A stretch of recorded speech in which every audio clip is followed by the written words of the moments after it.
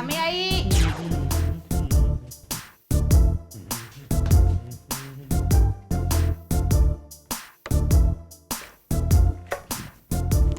എന്താണ് ഞാനും ചോദിക്കുന്നത്. ഞാൻ ഇറങ്ങണമെന്ന്. നീ ഇറങ്ങ്.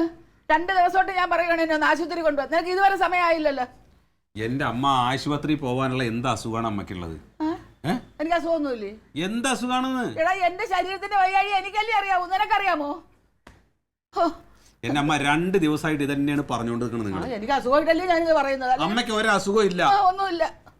ഇവിടുന്ന് എന്തെങ്കിലും അസുഖം എന്ന് പറഞ്ഞിട്ട് വെറുതെ ഡോക്ടറത്തേക്ക് പോയി കഴിഞ്ഞാൽ എന്താ ചെയ്യാന്നറിയാമോ? എന്താ ചെയ്യും? അവർ ലിസ്റ്റ് അങ്ങ് നീട്ടി എഴുതും മരുന്നിന്റെ. എന്നിട്ട് എല്ലാ മരുന്നും കൂടി അങ്ങ് വാങ്ങിച്ച് കഴിച്ചു കഴിഞ്ഞാൽ വേറെ അസുഖങ്ങൾ വരും.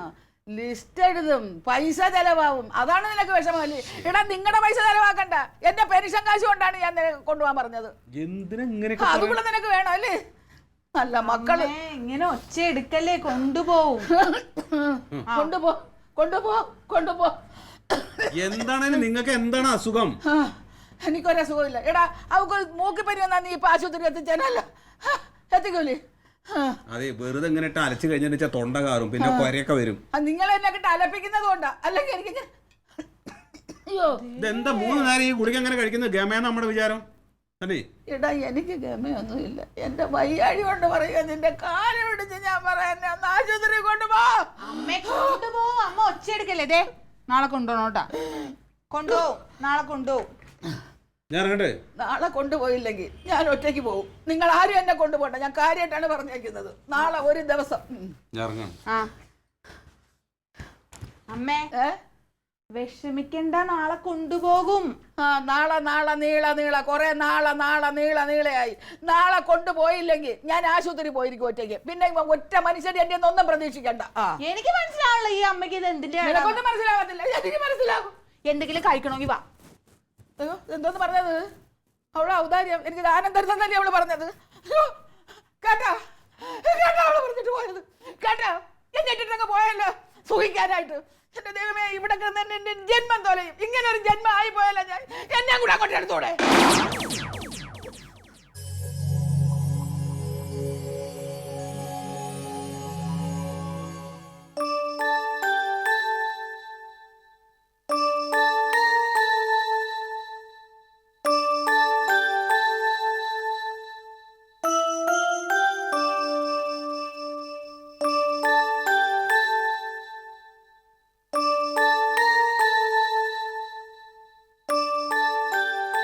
രത്തമ്മേ,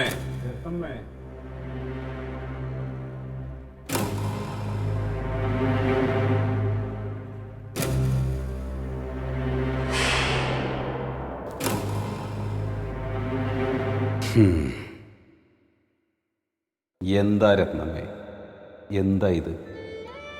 എന്താ നിന്റെ പ്രശ്നം? പിള്ളേരുടെ ഓരോരോ നീ വെറുതെ ആവശ്യമില്ലാത്ത കാര്യങ്ങൾ ആലോചിച്ച് കൂട്ടണ്ട. കുട്ടികൾക്ക് എന്താണ്? അവർക്കൊരു കുഴപ്പമില്ല. നമ്മുടെ കുട്ടികൾ നല്ല കുട്ടികളാണ്, അവർക്ക് നല്ല സ്നേഹമുണ്ട്. നീ അവരോട് കുറച്ചുകൂടെ സ്നേഹത്തോടു കൂടി പെരുമാറുക. അപ്പോൾ ആ സ്നേഹം നിനക്ക് തിരിച്ചു കിട്ടും. ഞാൻ സ്നേഹത്തോടെ പെരുമാറുന്നത്. പിന്നെ എന്തിനാ നീ വെറുതെ ഓരോന്ന് ആലോചിച്ച് മനസ്സ് വിഷമിപ്പിക്കാൻ നിൽക്കുന്നത്? ഇനി മനസ്സിനകത്ത് എന്തെങ്കിലും ഇതുപോലെ ബുദ്ധിമുട്ട് തോന്നുന്നുണ്ടെങ്കിൽ എന്നെ ഓർത്താൽ പോരെ, ഞാൻ ഓടി ഇങ്ങ് വരൂലേ? ഇല്ലേ?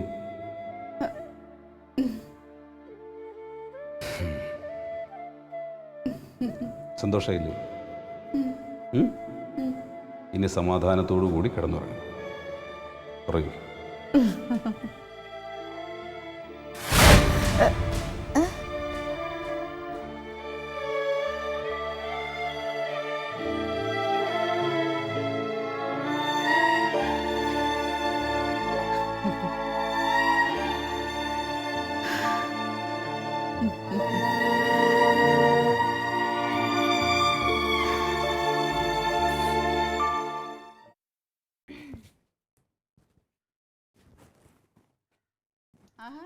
നീ രാവിലെ അതിന്റെ അടുക്കളയിൽ കയറിയ ചായ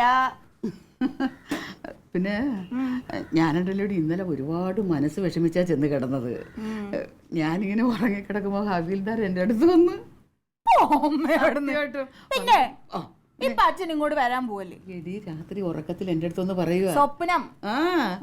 രത്നമ്മേ നീ ഒന്നുകൊണ്ടും വിഷമിക്കണ്ട, എല്ലാം നേരെയാവും. അപ്പോഴേക്കും അങ്ങ് നേരെയായി, വിഷമൊക്കെ പോയി. മാറുപടി ഹവിൽദാരല്ലേ പറഞ്ഞത്. അല്ല കനകനെവിടെ? ആ ഏട്ടൻ ഏതാണ്ട് മേടിക്കാൻ പുറത്തോട്ട് പോയതാ. അല്ല നേരെ വെളുക്കുന്നതിന് മുമ്പ് ഏതാണ്ട് വാങ്ങിക്കാൻ ഇറങ്ങി പോയേച്ചവൻ. ഞാൻ അവരോട് പ്രത്യേകം പറഞ്ഞതല്ലേ എന്നെ ആ മിലിറ്ററി ആശുപത്രി എഴുന്ന് കൊണ്ടുപോകണമെന്ന്.